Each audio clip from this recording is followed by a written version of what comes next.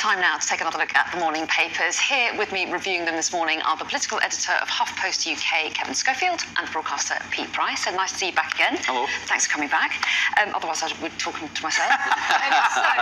We've dealt with a number of the front pages in the last couple of hours, but this hour we're going to look at the Times, which we haven't talked about. And Kevin, you've picked this out. This is ahead of the Labour Party conference, a couple of issues that they're pushing to the fore, one of them being the NHS and what Wes Streeting has to say. Yeah, so Wes Streeting has given an interview to the Times, and it's really interesting because the NHS is usually one or two in voters' lists of priorities. We know that it's in trouble at the moment, and I think Labour are on pretty solid ground when it comes to the NHS. They're seen as the party of the NHS, but they're talking about modernisation, which if he was a Conservative politician, people would be up in arms saying, oh, you want to privatise it, you want to sell it to the Americans, whereas I think Labour get the benefit of the doubt when it comes to the NHS. He basically says the way it's going at the moment, it's unsustainable, so we need to modernise it. He's talked about reform, and he's got a specific pledge here on £171 million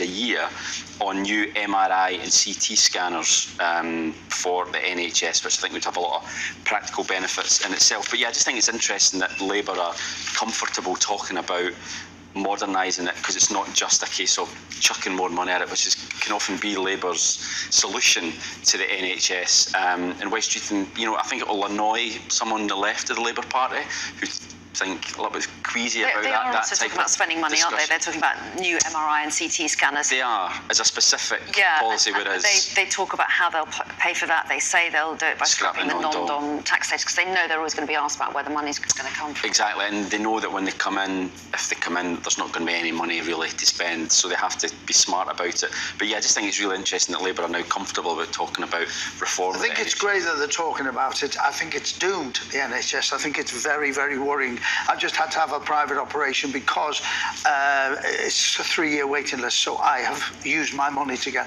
And when you see the costs and you get the breakdown of the bill, it puts it in perspective. And people say, I've paid into the NHS all my life. They've paid nothing to what the costs are. And what worries me is I don't think anyone is being honest about it. And once again, we've got to say it, COVID and the pandemic made a huge difference. And the strikes have made a huge difference as well. So to me, I hate saying it, I think the NHS is doomed. Well, and the worry is with an ageing population, there are greater demands on it as well. So it's definitely a big challenge for all the parties, isn't it, to try and get their heads around that one. And the Express, take us to the Express and the cost of learning to drive, Pete. I feel so sad for anybody who's going to take up driving. When, excuse me, when you two were children, I paid £1.10. That included me, Pete. That was very generous. £1.10 for my lesson of driving. How much was it? £1.10 when I did the driving lesson. But now they're talking about £11,000 put a car on the road and learn how to drive, and that's before you pay an insurance of £1,441, because you can't get insurance when you're a new driver.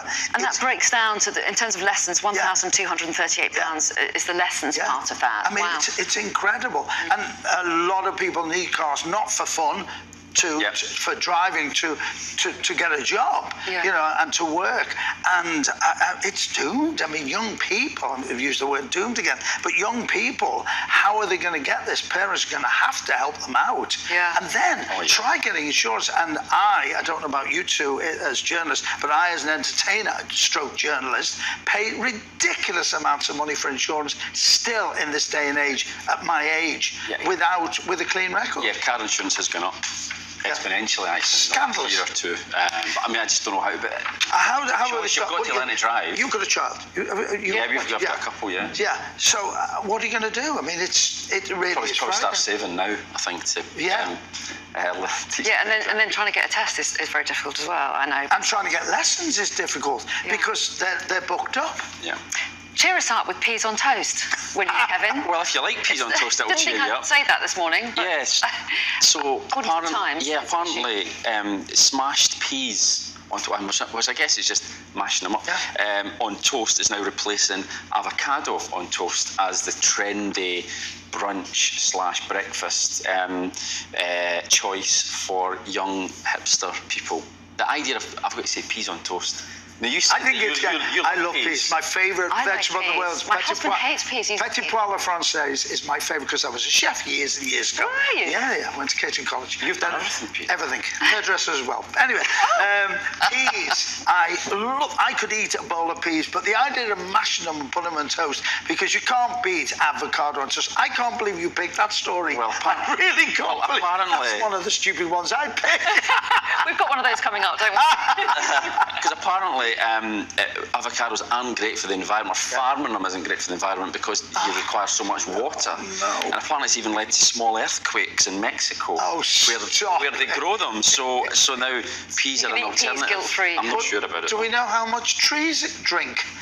Gallons and gallons and gallons. I've never heard anything like that. So we're not going to have avocados because it's causing problems. Apparently. So we're now having mashed peas. Mashed peas. Mashed peas And you sounds good like to it. me. I'm happy with the mashed pea. Just don't mention Your it to my husband doesn't like husband. peas? No, he'd run for the hills. Let's move to the Daily Mail, shall we? Feeling rough, but it's not COVID. Yeah. You could be suffering from a long cold as opposed to long. If you're feeling poorly for a long time but tested negative on COVID, you could be suffering from a long cold. Scientists have found out that this is a new symptom and it can go on for 4 weeks with diarrhea, bad chest, a lot. I've noticed, funny enough, a lot of my friends, and I suffer with a bad chest, but a lot of my friends have had colds that seem to linger on and on. I'm sorry, I've had my COVID jab, I've had my flu jab. If it helps me, I will have them before the conspiracy theorists start. But this new thing, I've noticed more and more people, colds are lasting and going on forever. And they're saying it's We're a heading long into that cold. season, aren't we, Kevin? We are, absolutely. There is a lot of it about. Get your flu jab now.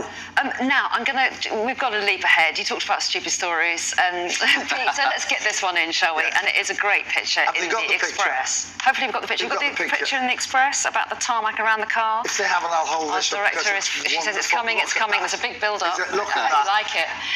Only in England they've tarmacked round the car and they didn't think it would make the papers. I mean, can you? And the poor man was stuck there because he couldn't drive his car off because the tarmac was Wet wet. tarmac. I just love it. That's brilliant. I love Britain.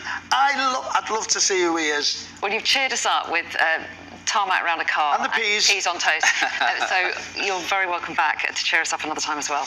Lovely to see you both. Thanks very much indeed. Cheers.